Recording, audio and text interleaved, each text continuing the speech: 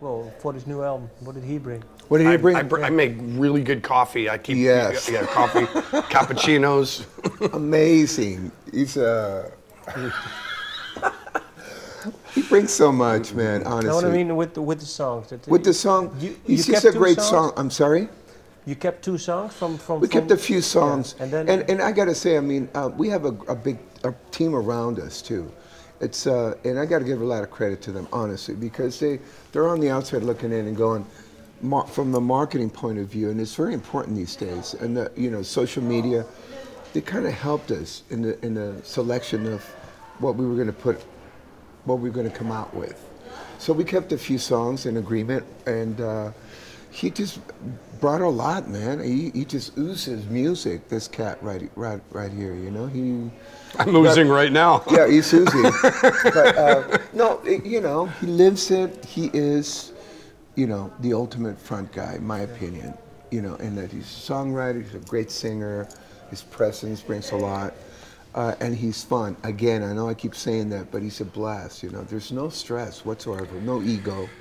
And that's what this whole band was basically started by David Lowy and John Stevens. Yeah. And David, when I went to meet him in California, the one thing that he stressed that was incredibly appealing to me was that he goes, I want to be in a band that is talented, but there's no drama, no stress, and it's fun.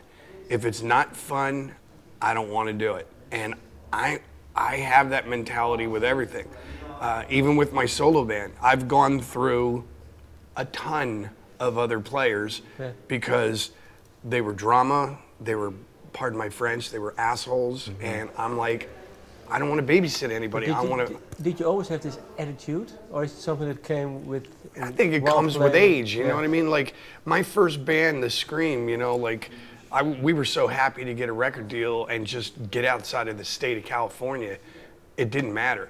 And then but like there was stress there. There was stress when I was in Motley. You know what I mean? And then I think as you get older, you kind of figure out like, I don't really need, after all these years, I don't really need to do this. It's not a money thing. I'm okay. Yeah. It's not a money thing. Now I want to write music, and I want to have some fun. Let's face it, I'm 50 plus years old. I'm not doing this for anything other than the enjoyment of doing it. This is what I do. And what is the biggest enjoyment? Is it actually the writing or the playing together, or maybe the whole process, man? The whole process. For me, the coolest thing, like we just did Download, was to play some of the songs that we wrote in March in the studio. The ideas were pumping and boom, and then you record it, and then you come out to the other side of the planet. And play for an audience that's kind of singing the lyrics. Yeah, they were singing Mexico back to us. It was awesome. Wow, man! It was like that's for me, that's the ultimate. That people are listening, that people are interested, that you're building a fan base, a following, and so it gives you a pat on the back. You're doing something right. Man, there's definitely an energy that you get from the audience, but for me, like Marco, I do like the energy that you receive from the audience.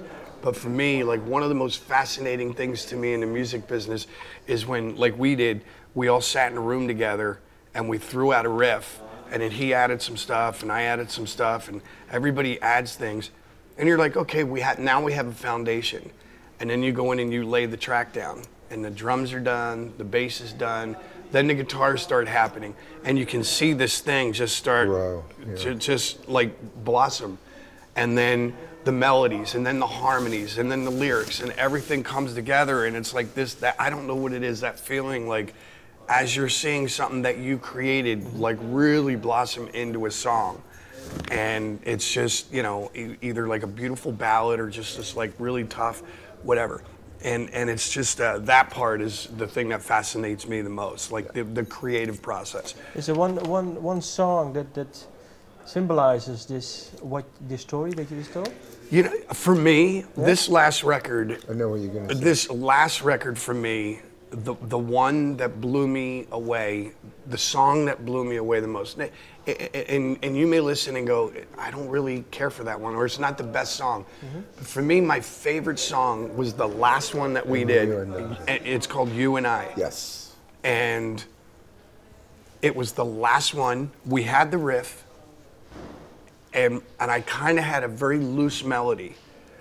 But we had done, I mean, in all honesty, we did in 30 days, we wrote, recorded, mixed, and mastered 17 songs in 30 days.